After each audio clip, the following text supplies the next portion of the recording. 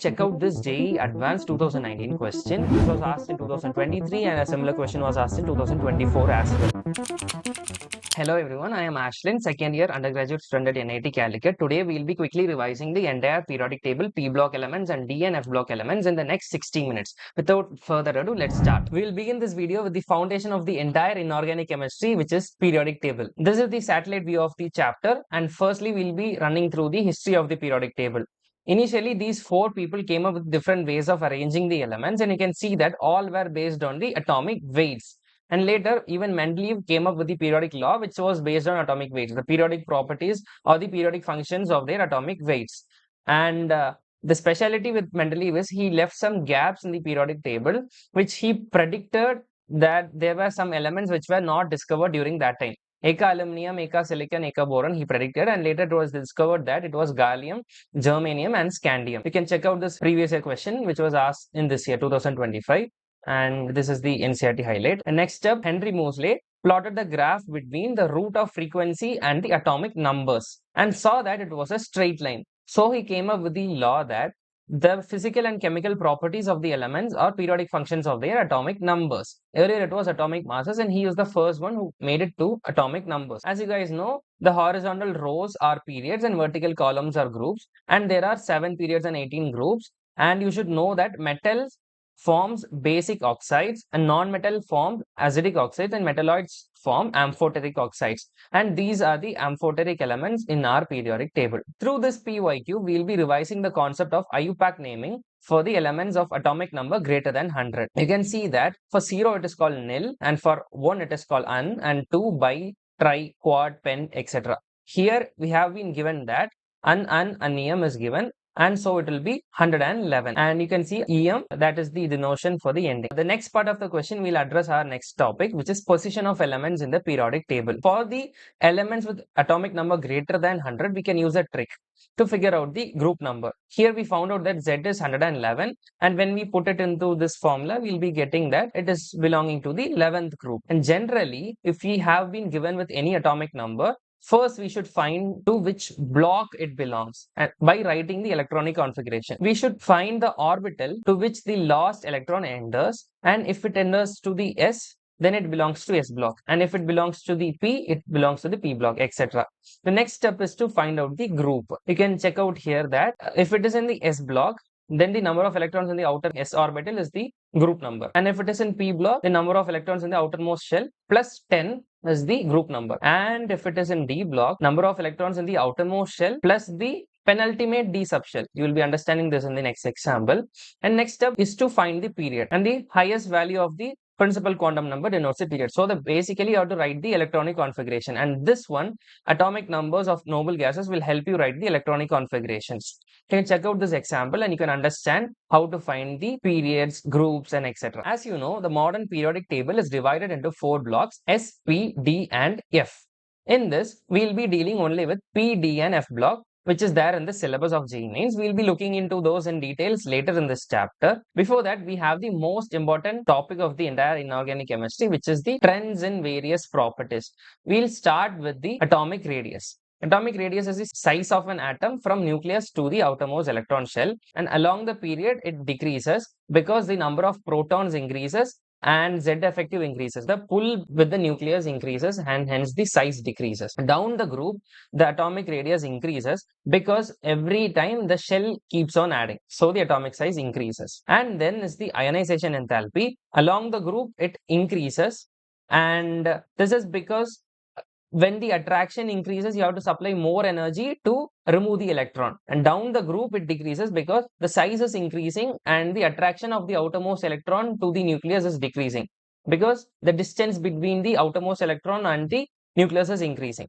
So the ionization enthalpy, which is required to remove the electron, is also decreasing. Hope you got this. Then now, along the period, the metallic character decreases because metallic character refers to the reactivity of metal and how easily it can lose an electron. Metals lose electrons. So if you can lose electrons easily, then it has more metallic character. So along the period it decreases, and down the group it increases because the ionization enthalpy is decreasing down the group. So easily it can lose electron, and hence the metallic character increases down the group. And it is the other way for along the period. This PYQ will help us understand the concept of successive ionization enthalpy. As you keep removing the electron, the ionization enthalpy to remove the next electron keeps on increasing. And in this, you can see that there is a huge jump after the third electron. While removing the fourth electron, there is a huge jump which is required to the ionization enthalpy, which signifies that removing first 3 electrons is easy. And when we analyze the options, that we find group 13 has the 3 electron in the outer shell. And after you remove the electrons in the outer shell, when you goes to the inner shell, it becomes more tough to remove, and hence the answer becomes group 13. I hope you got this concept also. When you keep on removing the electrons, it becomes more and more difficult, and there comes a point where there is a huge jump. When there is a huge jump, you can infer that you are moving from the outer shell to the inner shell. So with this, you can identify the group number as well. This was the 2025 question. Next, we have electron gain enthalpy. It is the enthalpy change when an electron is added to the neutral gaseous atom to form a negative ion. And along the period, as we move from left to right, the electron gain enthalpy becomes more and more negative. This is because the effective nuclear charge increases and the atomic size decreases. When the atomic size decreases, it can easily accept more and more electron. And down the group, it becomes less negative, indicating that it is very hard to accept the new electron. Because you can see the sign conventions, the electron gain enthalpy is positive when the energy is supplied while adding more electron, and it is negative when the energy is released while adding an electron. When does the energy releases? Energy releases because of the system getting more stabilized. Along the period, when you're adding an electron, system is getting more stabilized and it is becoming more negative.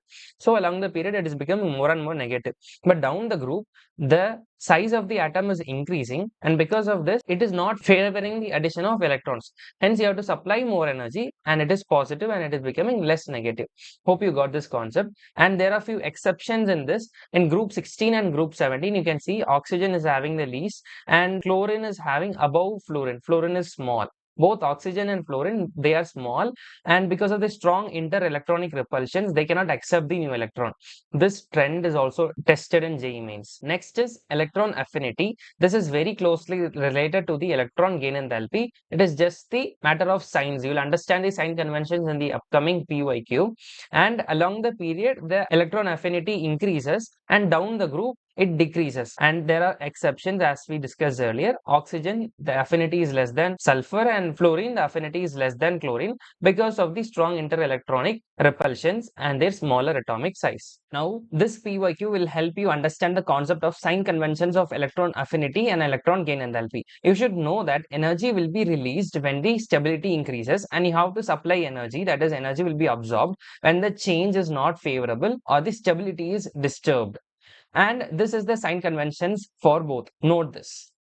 And now in this question, they are asking us for the electron affinity values for which of these it is negative. We will be analyzing each and every option and deciding it. Going with the first option, beryllium. 1s2, 2s2 is the electronic configuration, and now you are adding an electron to the beryllium, which means that you are placing it into the higher energy 2p orbital. So this is unstable and you have to supply energy. Hence it is negative according to the sign convention of electron affinity. Next option, you can see that it is half filled 2p subshell.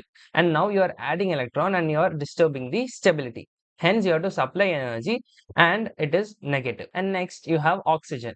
In this, the first electron affinity is positive, that is, it is exothermic. But the second electron affinity is endothermic because adding an electron to the negative ion becomes more harder. And the second step dominates the overall thing, making the overall process more endothermic. That is, you have to supply energy to attain oxygen 2 minus. And hence, the electron affinity is negative over here. Note the sign convention, that is important. And next, you have sodium. And sodium usually tends to lose an electron to form Na+. However, over here, adding an electron is still an exothermic process due to the low energy of 3s orbital. Here, the electron is getting added to the 3s orbital, and it is a lower energy, and hence it is exothermic, and the electron affinity is positive. Next, we have aluminum. since aluminum has single electron in the 3p orbital, the added electron can pair up relatively easily. This leads to the overall decrease in the system's potential energy. Whenever the system potential energy decreases, it becomes more stable and hence it is exothermic and positive. So the correct option for this questions will be option A, B and C. I hope you got the concept of the sign conventions of electron gain enthalpy and electron affinity. Next, you have electronegativity. Electronegativity is the atom's ability to attract electrons in a chemical bond. Along the period, it increases because from the initial, you saw that along the period, the power of the nucleus is increasing and it attracts more. And hence, the electronegativity is also increasing. And down the group, the size increases and the attraction decreases and the electronegativity decreases. You can see that example HCl, and chlorine is more electronegative than hydrogen and the electron cloud is attracted towards the chlorine side, and fluorine is the most electronegative element in our periodic table. And next you have non-metallic character. Non-metallic elements have the strong tendency to gain electrons, and this is directly proportional to the electronegativity. More electronegativity is more tendency to attract electrons, hence more non-metallic character. I hope you got this. In this previous year question, they are asking us to find the order of the ionic character. They have given us the ionization enthalpy for a particular value, that is 374, and they have given us different electron gain enthalpy. For the formation of ionic bond, one should lose electron, the other should gain electron. And this is denoted by ionization enthalpy and electron gain enthalpy. Here we have a fixed ionization enthalpy and different electron gain enthalpies. And you know, when the electron gain enthalpy is more negative, it is more favorable to gain electrons. So the order of the ionic character will be like this. That is EB. EB corresponds to minus 349. It is more negative and it is more favorable to gain electrons, and hence it has the most ionic character. I hope you got this. And you can check out these questions of this year and try solving this with the concepts learned. And with that, we conclude the chapter of periodic properties. Next up, we'll be moving on to p block elements. In p block, the last electron enters the outermost p orbital, and the valence shell electronic configuration is NS2 NP126, varying from group 13 to 18. And the maximum oxidation state of the elements of a particular group is the total number of valence electrons in that elements. And you can check out the example of sulfur over here. And down the group, the s orbital electrons are reluctant to participate in the bonding, and hence the maximum oxidation state reduces by 2. This is because the inner d and f block orbitals are poor shielders, and hence the outer s orbitals get attracted more closely towards the nucleus, and they are not ready to participate in bonding. And this effect is called the inert pair effect. And you can check out the example of lead over here. There are 14 F electrons and 10 D electrons. These are poor shielders, and they don't shield the 6s2 electrons from the pull of the nucleus. So this 6s2 gets attracted more towards the nucleus and it doesn't participate in bonding. Initially, the general maximum oxidation state of this group is 4, but here, as the s electrons are not participating, it is 2. I hope you got this concept. You should note that the first members of the group show anomalous properties due to their small size, lack of d orbitals, and high ionization enthalpy. Due to this, the maximum covalency is restricted and they can form only p-pi multiple bondings. You can check out here the boron. There is no vacant d orbitals, but in aluminum it does. So the maximum covalency for boron is 4, and aluminum, as it has vacant d orbitals, it can expand its covalency. But the first member boron cannot expand. You can see that boron forms BF4 and aluminum can expand its covalency and form AlF6 3 The first members have the unique ability to form p-pi multiple bond among themselves and with other high electronegative elements like nitrogen and oxygen. Down the group, the elements form d-pi bonds and d-pi bonds. You should note that the d orbitals are of higher energy and hence they reduce the stability.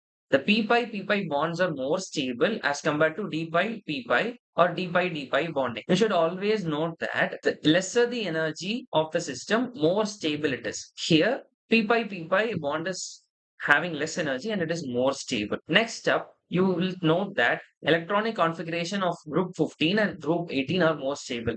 In group 15, they have partially, that is half filled electronic configuration, and it has some extra stability. And group 18, they are noble gas and is they are the most stable elements in the periodic table. Now we'll look into various trends and exceptions of different properties in different groups.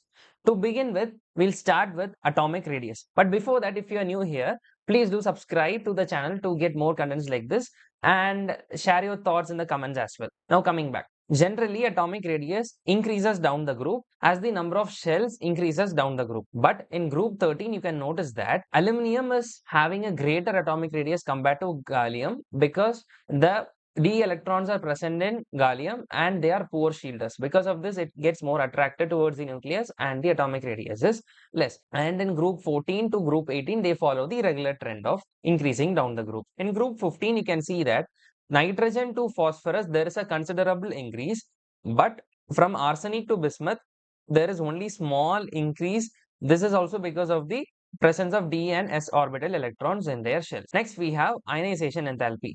As the atomic size increases down the group, this makes the electrons more easy to remove from its orbital, because when the atomic size increases, the attraction of the outermost electron to the nucleus decreases. Hence, it is easy to remove and we will require less ionization enthalpy. In group 13, you will see that it follows an irregular trend, and you should note that indium has the least and boron has the highest. You can see the trend in that W graph. And in group 14, you see that it decreases down till tin, and for lead, it increases slightly because of the lanthanide contraction. And rest of the groups, it follows the regular trend. Next, you have electronegativity. And in electronegativity, generally, it decreases down the group. In group 13, you should note that from boron to aluminum, it decreases and then it increases marginally. You can see the values. And in group 14, you see that from for carbon, it is 2.5, and for rest others, it is almost equal, 1.8 and 1.9. It is almost same. And rest of the group, it decreases down the group. The most electronegative elements of the periodic table are FOCl NBr. You can remember like that. FOCl NBr. Fluorine is the most electronegative element. Density generally increases down the group. But in group 14, you see that in carbon, there is some change because this carbon is a diamond thing. And the diamond allotrope of carbon has a slightly more density. But when we are considering it is a graphite, the density follows the regular trend. But if it is a diamond thing, you have to note that carbon, it is little bit more dense in diamond. And if it is graphite, it increases linearly. Melting and boiling point. In group 13, you can see that melting point decreases from boron till gallium, and then it increases. And gallium has the least boiling point, and it can exist in liquid during the summer. In group 14, you see that melting point decreases from carbon till tin, and it increases marginally slightly at the end for the lead. And both for group 13 and group 14, the boiling point decreases down the group. In group 15, you see that boiling point increases from nitrogen till antimony, and then it decreases. And in melting point, you see that it increases from nitrogen till arsenic, and then it decreases. In group 16, the trend is like from oxygen, it increases till tellurium, and then it decreases. And you should note that there is a large difference between oxygen and sulfur, and this can be explained by the atomicity. Oxygen is diatomic gas and sulfur is polyatomic solid. This was asked even in 2025 question. You can check this out. And in group 17 and group 18, the melting and boiling point increases down the group. Next up, we have electron gain enthalpy.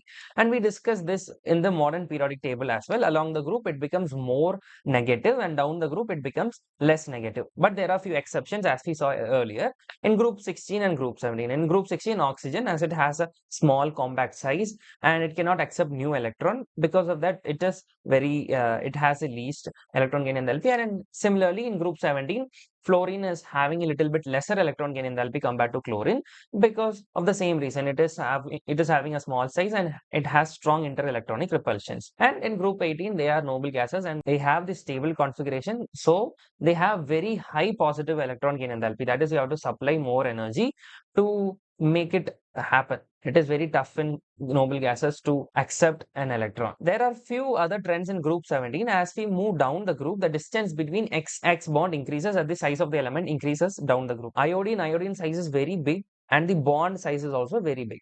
And the hydration enthalpy decreases down the group. Basically, hydration enthalpy is the energy released. The water molecules surround the elements, and down the group, the attraction power decreases. because the atomic size is increasing and the ability to attract other molecules decreases, and hence the hydration enthalpy also decreases. Next, speaking about the bond dissociation enthalpy for XX bond, fluorine has a bit lower one because of the electron repulsions. Usually we see that when the bond length is short, it requires more energy, but here the fluorine is not following that trend, because when the electrons are more closer, it is having more electron repulsions, and hence it is easy to break the bond. I hope you got this concept.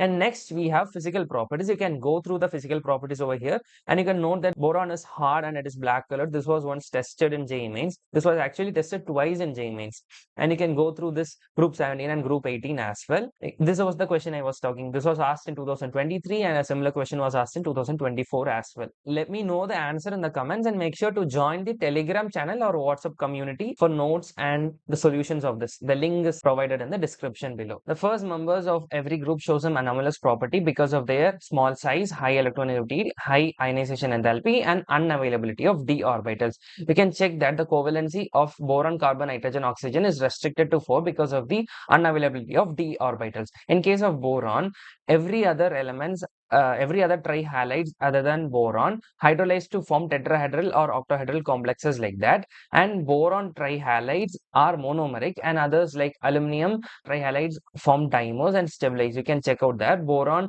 is remaining as a Lewis acid and accepts the NH3 and behaves like an Lewis acid. And aluminum, on the other hand, it forms dimer and stabilize itself. And next you have carbon, and carbon has a unique property to form pi bond with itself, and the catenation property is founded because carbon bonds are very strong. But in case of nitrogen, nitrogen single bonds are weaker because of the interelectronic repulsions, and nitrogen also has the ability to form pi multiple bond. It cannot form pi multiple bond. Oxygen has a strong hydrogen bonding in water, and you can see that it affects the melting point as well. Later we'll be seeing that.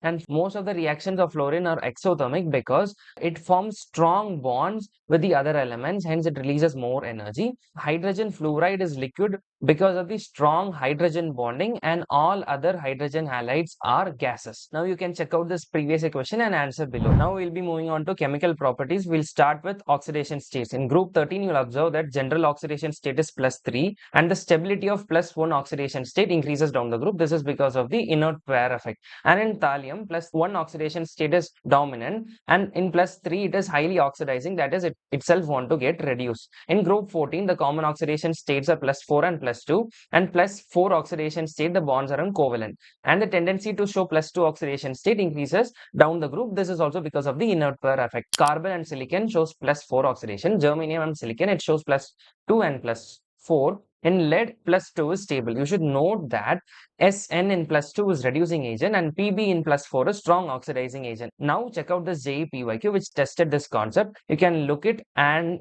have the answer over here. In group 15, you notice that the common oxidation states are -3, +3, and +5. Nitrogen shows a lot of oxidation states in different compounds. You can check out the compounds over there. And phosphorus shows +1 and +4 in some oxo acids. You can see the trend down the group. -3, the stability decreases, but +3, the stability increases because of the inert pair effect, and +5, the stability decreases. In few oxidation states, disproportionation reaction happens. Now we'll be looking into reaction with oxygen. In group 13, boron is unreactive in crystalline form. Aluminum forms an oxide layer. But amorphous boron and aluminum metal goes reactions with oxygen and nitrogen like that. You should note the acidic and basic characters. Boron oxides are acidic. Aluminum and gallium oxides are amphoteric. Indium and thallium oxides are basic. In group 14, it forms EO and EO2 forms. And should note the nature of the oxides over there. Carbon monoxide is neutral.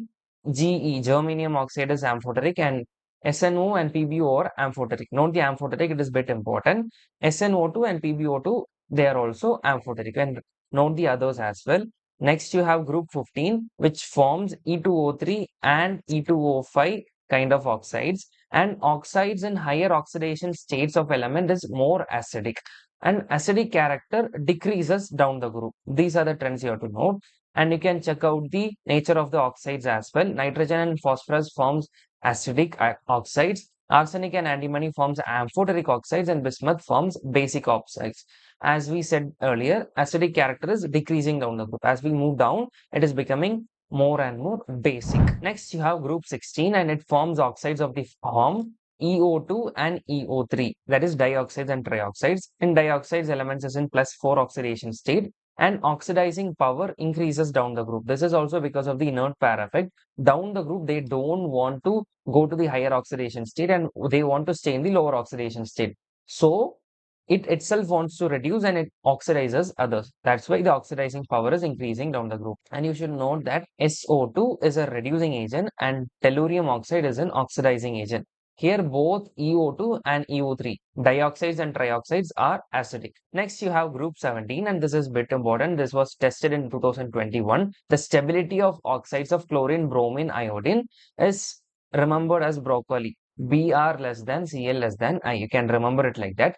And oxygen fluorides are fluorinating agents and there are multiple chlorine oxides which are formed. You can note that. Next up, we have reaction with hydrogen in which it forms hydrides. This is also important based on the PYQs.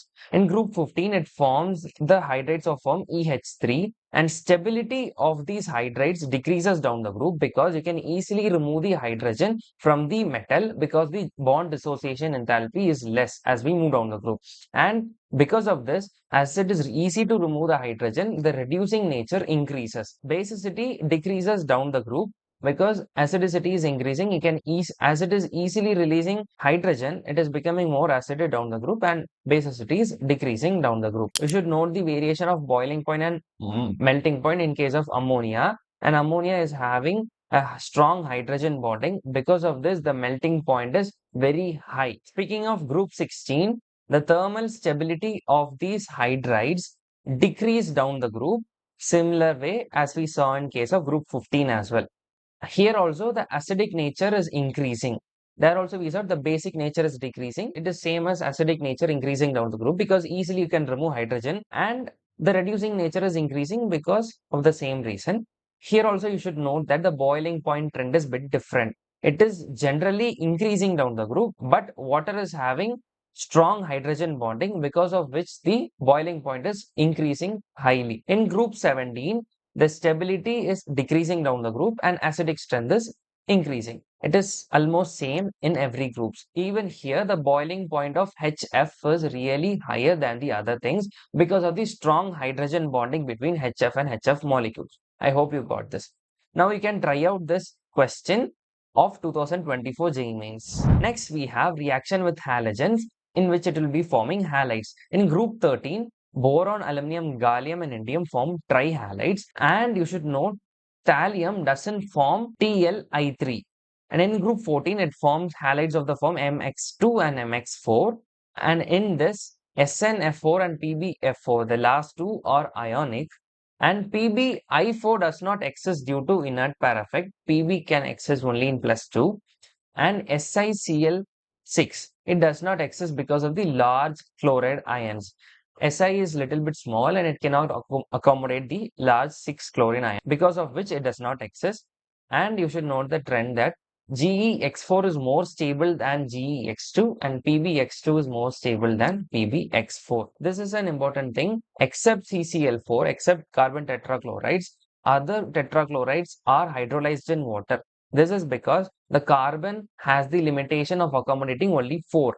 And others like silicon over there, you can see that it can accommodate the lone pair of the water and it can form compounds like SiO4 minus. In case of carbon, it does not have empty d orbital to accommodate the lone pair. Hence, it doesn't follow the trend. Speaking of group 15, it forms the halides of form EX3 and EX5. Nitrogen trihalides are unstable except NF3. Only NF3 is stable in nitrogen trihalides. And in pentahalides, except nitrogen, everything forms EX5 as well. Nitrogen does not form EX5 because it does not have empty d orbital. And pentahalides are more covalent than trihalides because in +5 oxidation state, the polarizing power is more. It can pull more electron towards itself and it making it more covalent in nature. The stability of halides in group 16 decreases in the order of F minus, Cl minus, Br minus, I minus. And they form various kinds of halides. You can see that hexa, tetra, dihalides and monohalides. You can check out the properties over there. Next, we have reaction with metals. In group 15, these form binary compounds with -3 oxidation state. You can check out the various compounds over there, calcium nitride, calcium phosphide, etc. In group 17, the ionic character of the metallic halides is decreasing down the group. This is the case for a specific metal. You are fixing the metal and you are changing the halides, fluorine, chlorine, bromine, iodine. Let's say you are fixing the halide. In case of SnCl4 and SnCl2, you are fixing chlorine. And you are observing that metal is exhibiting more oxidation state.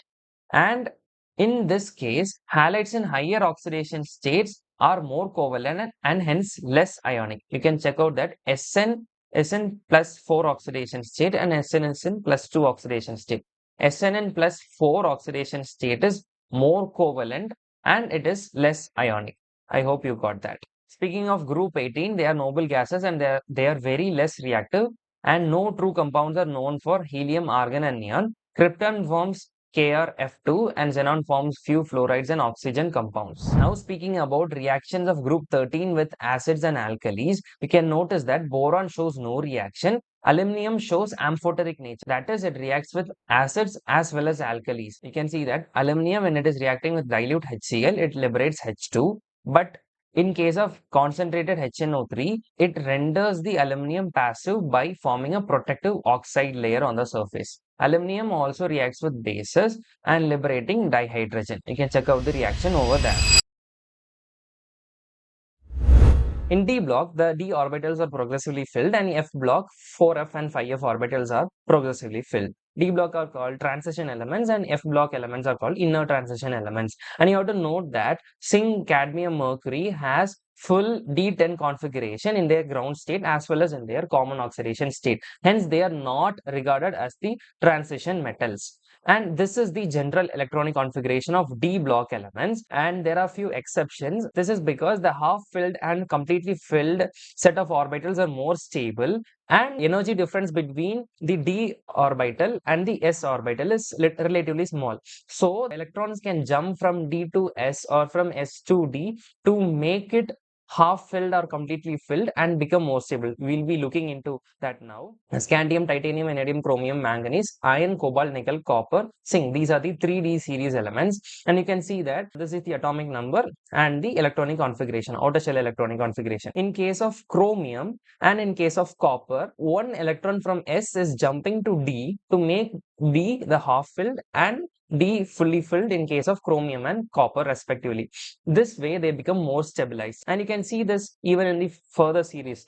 Below nickel you have palladium and platinum, and below copper you have silver and gold. These also have some exceptional electronic configuration. You should note all this. Speaking of physical properties, we'll start with the melting point, and these elements have high melting point because there are more electrons involved in the interatomic metallic bonding. When there are more electrons, the bond is more stronger in metallic bonding, and in any row the maximum melting point occurs at D5 configuration except for manganese and Tc, where the minima occurs. Note the trend in the graph. This is also tested once, and you note that tungsten has the highest melting point, and zinc and cadmium and mercury has the lowest melting point in their series. That is the last element in the series. D block elements have higher enthalpy of atomization. This is due to the presence of the strong metallic bonding, which is facilitated by the unpaired D electrons, which increases the interatomic interactions, and hence you will be requiring higher energy to break their metallic bond. You can see that enthalpy of atomization of third series and second series is greater than the first series. You can see the graph over there. Next, we have atomic size, and across the period, it shows a variable trend of first decreasing, then it is constant, and then it increases. It decreases first gradually because of the poor shielding of d orbitals and increase in the z effective. Next, it is nearly constant because the shielding of d orbitals, d electrons increases, which counterbalances the increase in the nuclear charge. Later, what happens when you are adding more and more electrons, the inter-electronic repulsions increases and hence the atomic size increases. That's what happens at the end. You can see that down the group it increases, but 4D and 5D are almost equal in size. This is because of the lanthanide contraction. This is a phenomena of filling of 4 of or electrons before the 5D orbital, resulting in the decrease in the atomic radii. Because of this phenomena, zirconium, which is in 4D, and hafnium, which is in 5D, have almost the similar atomic radius. You should know that.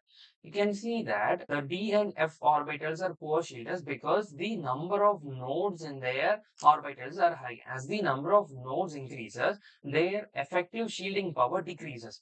Hence, you can see that in d and f you have more number of nodes, and hence the shielding power decreases.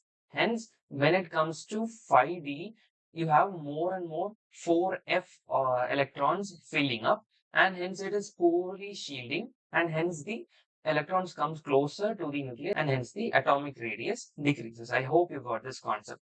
Next, we have ionization enthalpy. It does not follow the regular trend. It has some irregularity, but overall it increases. We can see in the graph. And the successive ionization enthalpy increases. IE3 is greater than the second ionization enthalpy is greater than the first ionization enthalpy. And you should note that zinc, nickel, copper has a very high ionization enthalpy, third ionization enthalpy value.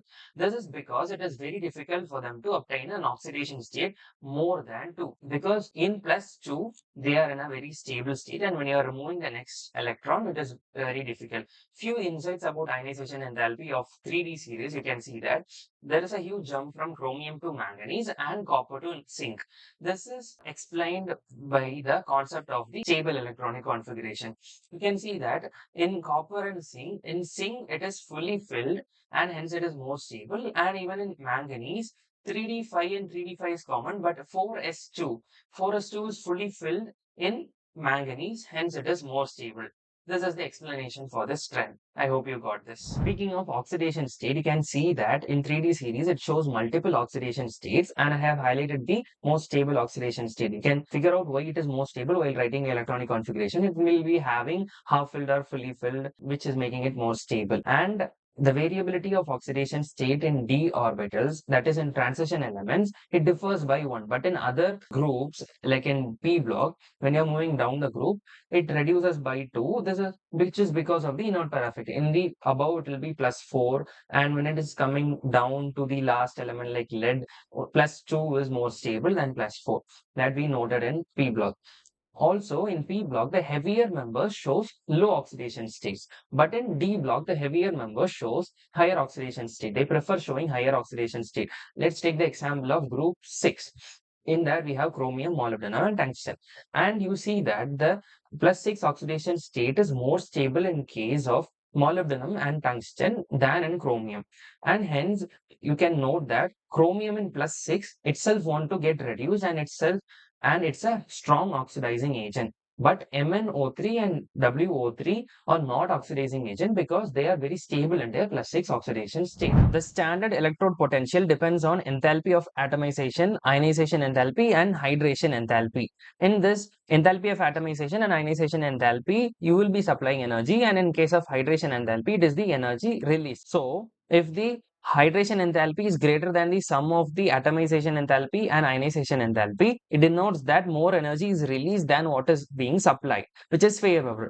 Thus, the electrode potential of M2 plus going to M is negative. That is, the M2 is favorable and it is not willing to go to M. But copper has positive standard electrode potential for M2 plus going to copper.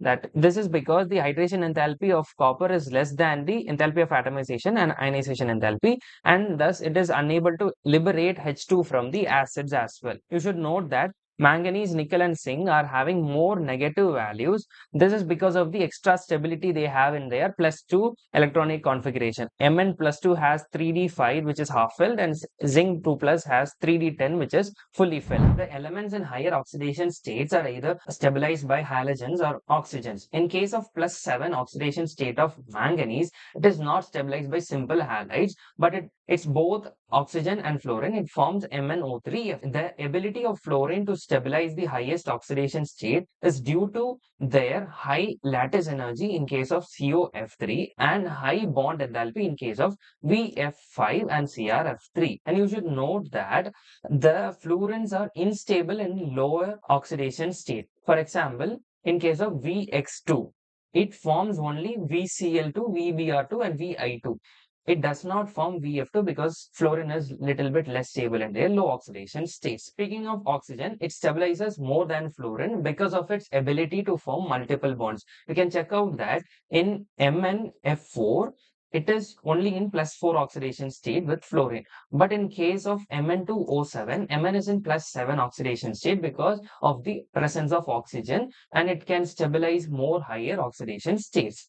You should also note that all Cu2 halides are known except that of iodide. In this case, Cu2 plus oxidizes I minus to I2. You can note the reaction there. Also, the Cu plus compounds are unstable in aqueous solution and undergo disproportionation reaction. The reaction you can see that Cu plus is going to Cu2 plus and Cu. And this helps us understand that Cu2 plus is more stable than Cu plus. This is because when you are removing one electron further from Cu plus, the ionization enthalpy is there, but the hydration enthalpy after the Cu2 plus is attained, the hydration enthalpy is more than the ionization enthalpy required. Hence, it is compensated and Cu2 plus is more stable than Cu plus. I hope you got this. Next, we have magnetic property, and we know that if there are paired electrons, it is diamagnetic, and if you are having unpaired electrons, the elements are paramagnetic in nature. And the magnetic moment is given by the formula under root of n into n plus 2. N is the number of unpaired electrons and the unit is Bm, Bohr magneton. These d block elements also show some catalytic properties because of their ability to adopt multiple oxidation states, and they have the tendency to form complexes. You can see various catalyses and in which processes they are used over the table there. In this example, we see that iron adopts multiple oxidation states and helps in the catalytic activity. The ultimate reaction is I minus plus S2O8 going to I2 and sulfate ion. In this case, you can see that in first reaction, iron in +3 oxidation state is going to +2, and then in next reaction, iron in +2 is going to +3. Hence, it is adopting multiple oxidation state and it is helping in this reaction happening. The d block element compounds are colored as well. This is because of the d electronic transitions. When an electron from lower energy d orbital is excited to a higher energy d orbital, due to this excitation, the compound shows a color.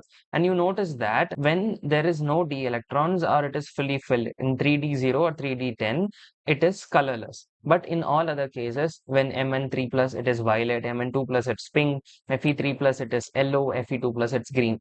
I would recommend you to learn all these things because it was tested in 2025 January PYQ. You can check out this question and try answering with the help of the NCERT table. I would recommend you to by heart that also. Then you have alloy formation. These elements have similar atomic radii, hence they can easily form alloys. Bronze, it is copper plus tin, and brass, it is copper plus zinc. You should remember this because this was also once tested in JEE mains. And stainless steel, it is the combination of iron, carbon, nickel, chromium. Next, we'll be moving on to the compounds of transition elements. But before that, if you haven't watched my physical chemistry in one shot video, please make sure that you watch that after this video ends. In this topic, we'll be dealing with oxides and oxoanions. Beginning with oxides, the preparation is very simple. Transition metal plus oxygen in the presence of heat gives us transition metal oxides. Speaking of ionic character, the ionic character decreases with the increase in the oxidation state of the metal. You can see that Mn is in +7 oxidation state in Mn2O7. Hence, the ionic character is very less. Thus, it is a covalent in nature and it's a covalent green oil. You can see the structure also over there. As we saw now, oxidation state is inversely proportional to the ionic character. And we also know that melting point is directly proportional to the ionic character. Hence, as the oxidation state is increasing, the melting point will decrease. It has an inverse relationship. You can check out that CrO3 and V2O5 has low melting point because they have high oxidation state. Cr is in +6 and V is in +5. And next we have acidic character. In acidic character, you can note this trick. The low oxidation state forms basic compounds. The medium, the middle one, +3 oxidation state forms amphoteric compounds. And high oxidation states are acidic. But you should note that in +5, only V2O5 is amphoteric in nature. This was also tested in JEE mains once, and you can see the trend. Mn2O7, it is +7 and it is acidic, and Cr+2, it is basic, Cr+3 amphoteric. You can check out that. Then you can practice this with other examples as well. Next, we'll be moving on to oxoanions. The two oxoanions which is in our syllabus is KMnO4 and K2Cr2O7. We'll start with potassium dichromate with the preparation. The first step is the fusion of chromite ore with sodium carbonate in the excess of free air. We'll be getting sodium chromate, which is yellow in color. Next, we'll be reacting this with sulfuric acid, and where we'll be getting sodium dichromate. Dichromate is in orange color, you note that. Next, while reacting with KCl, we'll be getting potassium dichromate. And you should note that that is also orange in color, and sodium dichromate is more soluble than potassium dichromate.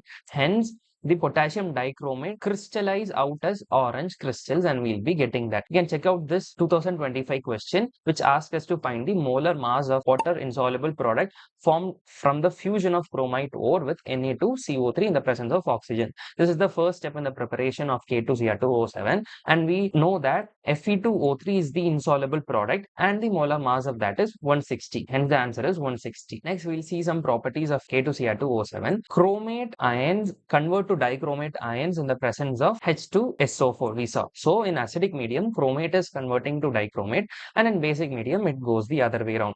And you can see the structures of these ions as well. And we note that the oxidation state of chromium in both chromate and dichromate is in +6. Potassium dichromate acts as an oxidizing agent, and it used as primary standard and volumetric analysis. In acidic medium, you can see that dichromate ion is going to Cr3+, and it is reducing itself from +6 to +3. This was once tested in JEE mains 2023. And the oxidation half reactions are given below. Iodide going to iodine and etc. When you are combining these both and writing, you will get the overall reaction. This dichromate ion is also used to prepare CrO5, chromium peroxide, and it has a butterfly-like structure. When dichromate ion is reacting with the H2O2, we'll be getting CrO5, and you can see the structure of that as well. Now we'll be beginning the preparation of potassium permanganate. There are 3 different methods, and we'll start with the first method.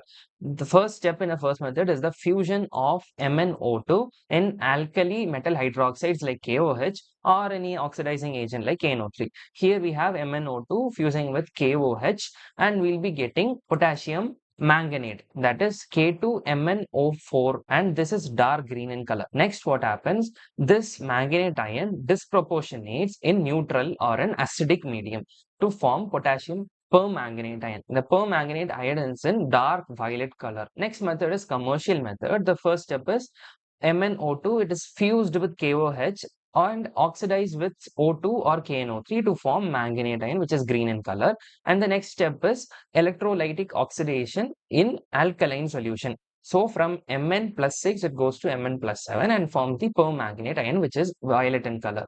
The next method is laboratory method, wherein you will be oxidizing Mn2+ ions with the help of peroxodisulfate, and it forms MnO4- permanganate ion directly. The magnetic property of KMnO4- ion is temperature dependent, and you see that when you are increasing the temperature around 513 Kelvin, you will be having diamagnetic MnO4 ion converting to paramagnetic MnO4 2-. So you note that MnO4 permanganate ion is in diamagnetic nature and manganate ion is paramagnetic in nature. This was once tested in JEE mains. Note that. These are the structures of permanganate and manganate ion, and you notice that permanganate is dark purple in color and manganate is green in color. Now check out this JEE Advanced 2019 question which can be tested in JEE mains as well. This is based on the concept of commercial preparation of KMnO4. You can try this out and check your answer with the option. The correct options are B, C, D. Make sure you do this. This is a good question. Next, we'll have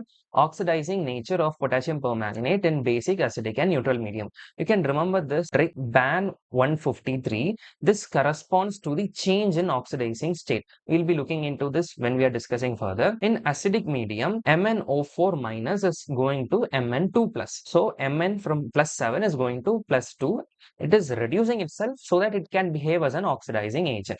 The N factor is 5. That is what the BAN 153 corresponds to. And in this, it can oxidize I minus to iodide. And you can check out Fe2 plus is going to Fe3 plus, and various other oxidizing half reactions are listed below. In neutral or faintly alkaline medium, MnO4 minus permanganate is turning to MnO2.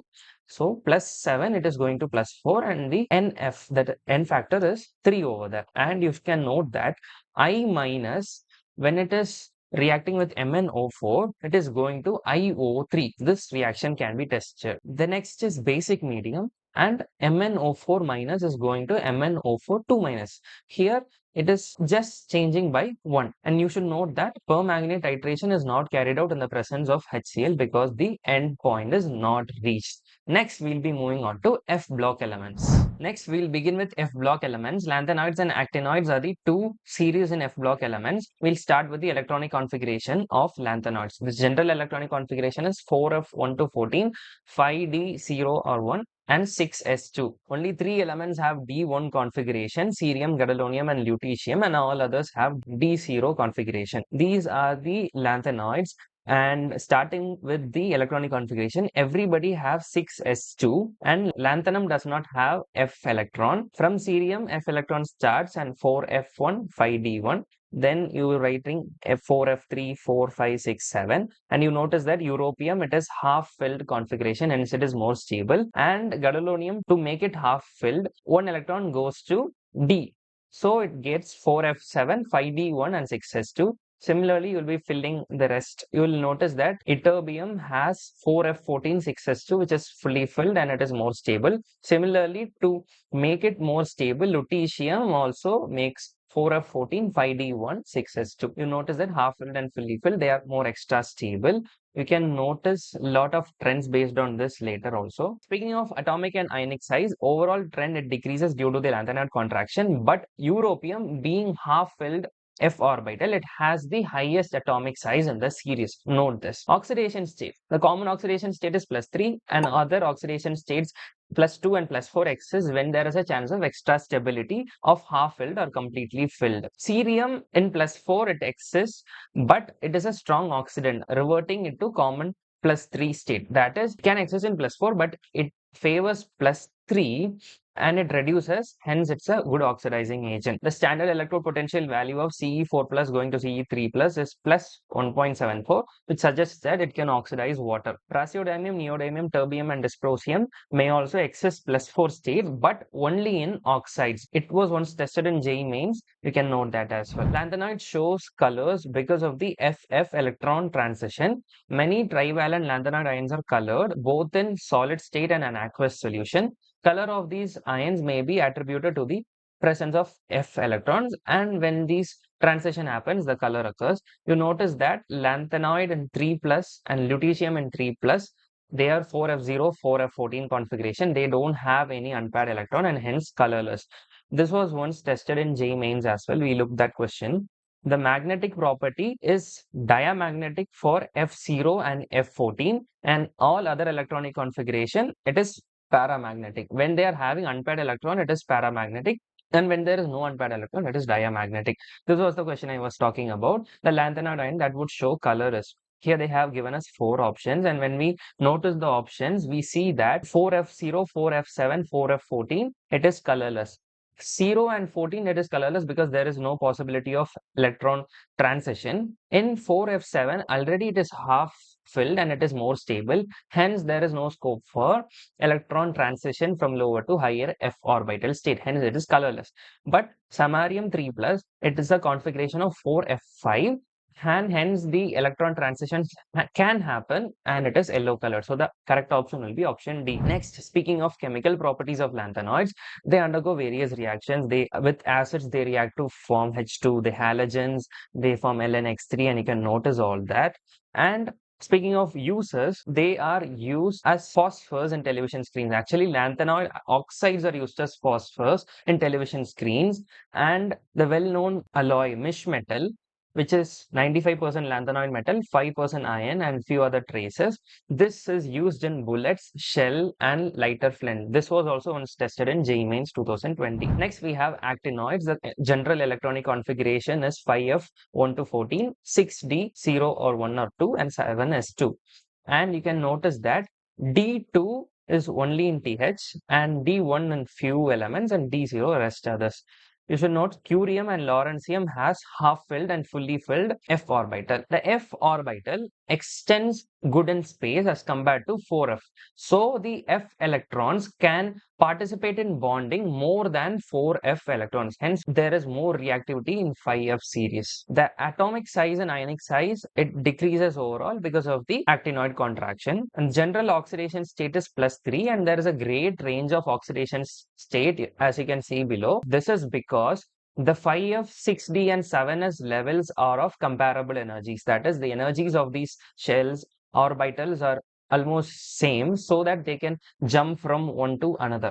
Hence, there are multiple oxidation state. You can notice that neptunium and plutonium has the maximum number of oxidation states. This was also once tested in JEE Mains. Next, we have chemical properties of actinoids, and these are highly reactive. As we saw earlier, 5f orbitals are more spread, and hence they can easily participate in bonding comparing to 4f electrons, and they react with boiling water, most of the non-metals and acids like hydrochloric acid. But with HNO3, they don't react because of the formation of oxide film on the metal. I hope you got this. And with that, we conclude today's video, and we'll be discussing about chemical bonding and coordination chemistry in the next video. So subscribe and stay tuned for it, and keep working hard for your JEE Mains, which is very closer, and all the best. Thank you.